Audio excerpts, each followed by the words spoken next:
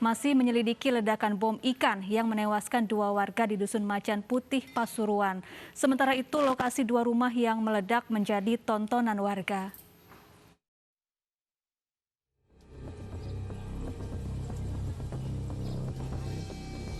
Lokasi ledakan yang menghancurkan 2 rumah dan menewaskan 2 penghuninya di Pasuruan menyedot perhatian warga. Puluhan orang datang ke lokasi ledakan baik yang berasal dari desa setempat maupun desa tetangga hingga kecamatan lain. Sejumlah warga bahkan mengambil gambar dan bersuah foto di depan 2 rumah yang telah rata dengan tanah. Kebetulan kemarin kan dengar ada ledakan di sini. Aku mumpung hari Minggu, biasa kan ngontel lah. Sekalian lihat ada ledakan di sini. Sebelumnya pasca ledakan, tim Gegana Polda Jatim dan tim Lab 4 cabang Surabaya melakukan olah TKP. Petugas menyisir puing-puing rumah nelayan bernama Gofar yang menjadi sumber ledakan. Petugas menemukan detonator dan bahan-bahan pembuat bom ikan yang kemudian dievakuasi untuk diselidiki lebih lanjut. Ledakan bom ikan pada Sabtu pagi menghancurkan 2 rumah dan menewaskan 2 penghuninya. Sementara 2 anggota keluarga lainnya terluka parah. Dari Pasuruan, Jawa Timur, Jaka Samudra, iNews melaporkan. Pemirsa, Gubernur DKI Jakarta Anies Baswedan terperosok ke dalam parit saat mengunjungi Wisma Pulih COVID-19 Koja, Jakarta Utara. Gubernur DKI Jakarta itu mengimbau warga hati-hati saat berjalan agar kejadian serupa tidak terulang.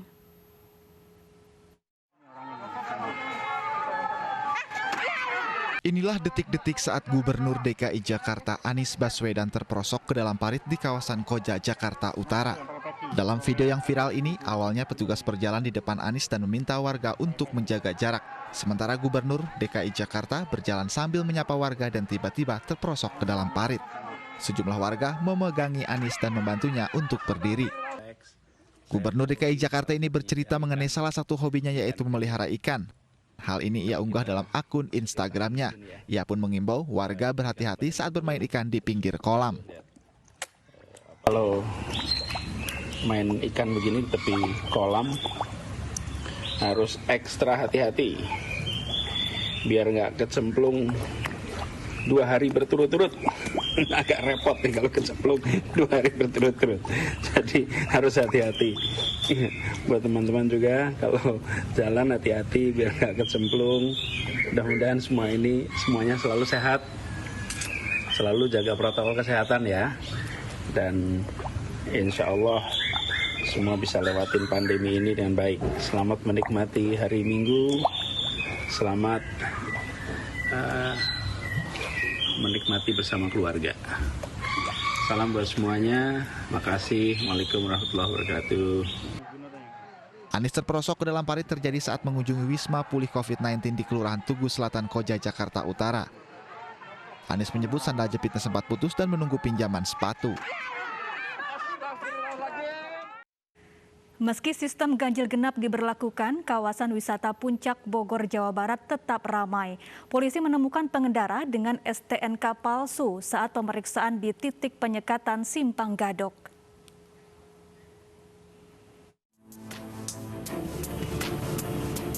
Situasi lalu lintas menuju kawasan wisata Puncak Bogor, Jawa Barat ramai. Kendaraan didominasi mobil bernomor polisi Jakarta. Penerapan ganjil genap diterapkan selama 24 jam setiap hari Jumat, Sabtu, dan Minggu.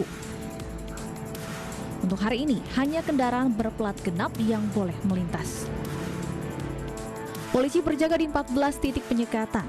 Saat pemeriksaan siang tadi, polisi menemukan pengendara yang kedapatan menggunakan plat nomor palsu.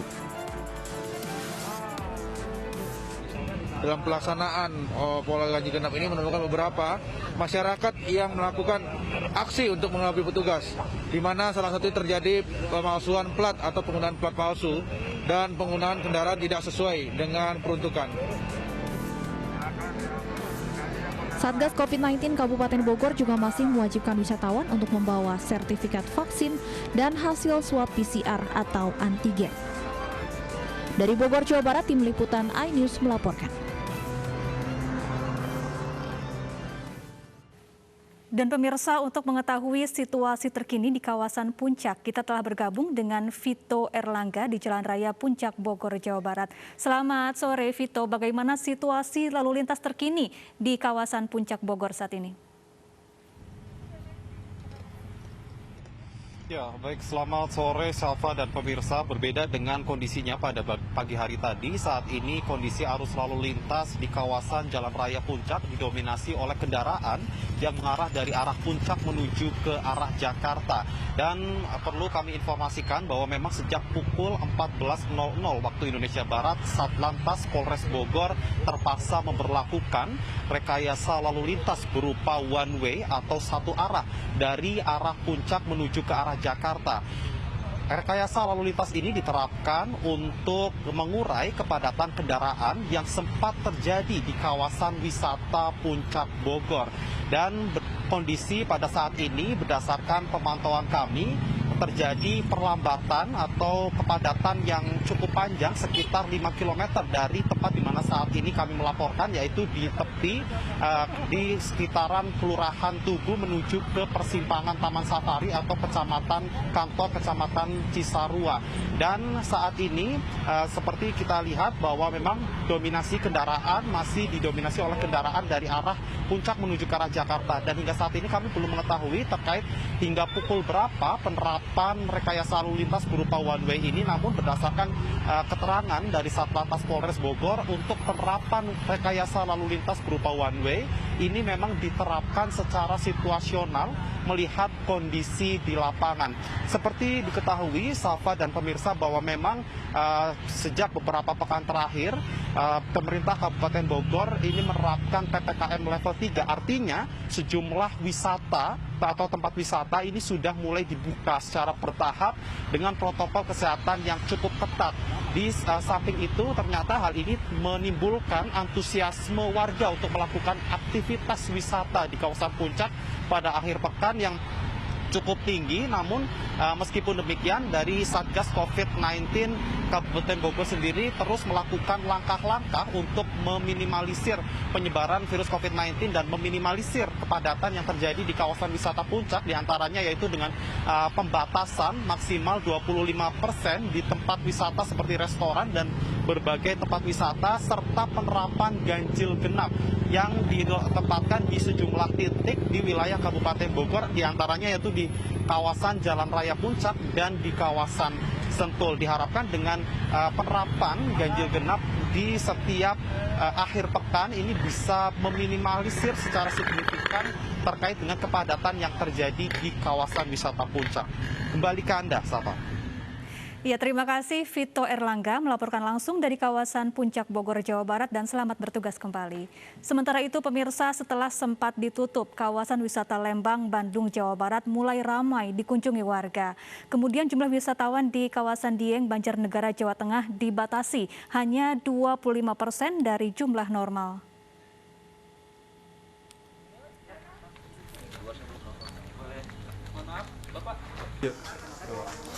Hari pertama dibuka, sebuah objek wisata di kawasan Lembang, Bandung, Jawa Barat ramai.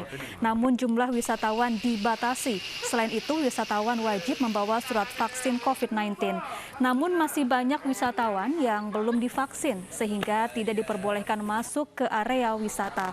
Selain itu, wisatawan juga wajib menerapkan protokol kesehatan ketat, yakni dengan selalu menggunakan masker, mencuci tangan, dan menjaga jarak.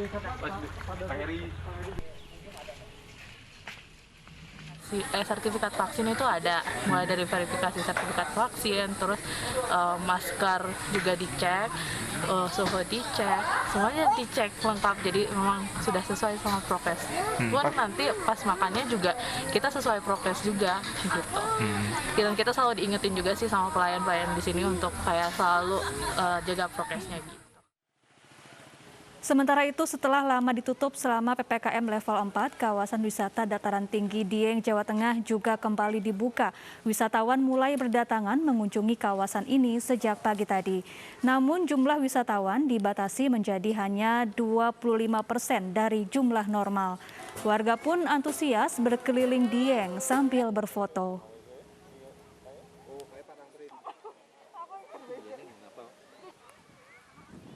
Terus Beralih ke informasi lain, pemirsa, perusahaan daerah Pasar Jaya membenarkan adanya pedagang di Pasar Senen yang menjual daging anjing. Pasar Jaya mengaku telah memberikan sanksi kepada pedagang tersebut.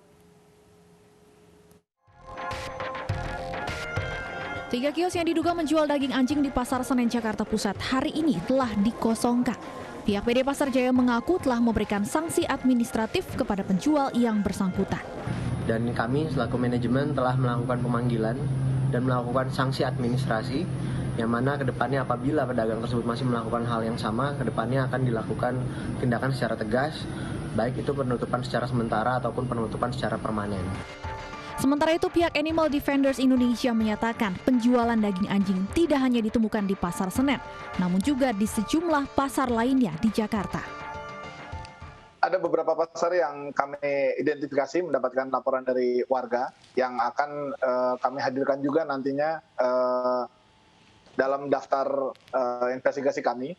Tapi yang pasti yang permulaan ini untuk menjadi wake up call bagi DKI Jakarta agar tidak membiarkan praktek ini berlangsung terus di kemudian hari. Sebelumnya ramai beredar di media sosial video penelusuran Animal Defenders Indonesia di kawasan Pasar Senen, Jakarta Pusat yang menemukan daging anjing dijual berdampingan dengan daging lain. Animal Defenders Indonesia berharap Pemprov DKI Jakarta dapat bertindak tegas hingga memberikan sanksi pidana kepada penjual dan pihak terkait lainnya. Dari Jakarta, Tim Liputan iNews melaporkan.